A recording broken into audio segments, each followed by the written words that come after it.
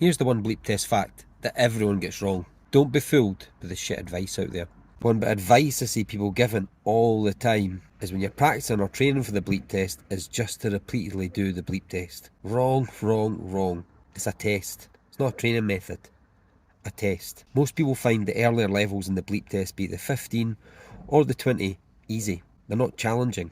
What you need to be doing is focusing your time on the levels where you struggle.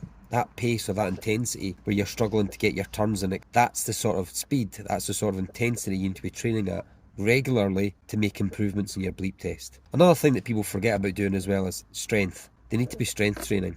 The bleep test involves a lot of change in direction. That change in direction is 180 degrees, so going from one way and turning around completely and going in the other direction. That involves slowing down, coming to a complete halt, and turning around and coming back the other way. It's deceleration, so slowing down, and then acceleration to push away.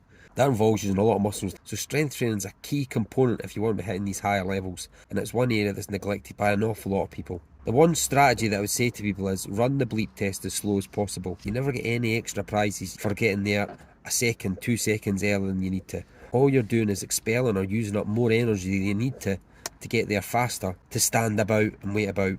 If you can get your timing right, get your pacing right, almost arriving at the line as the beat goes and you're automatically just bouncing away and coming back in again.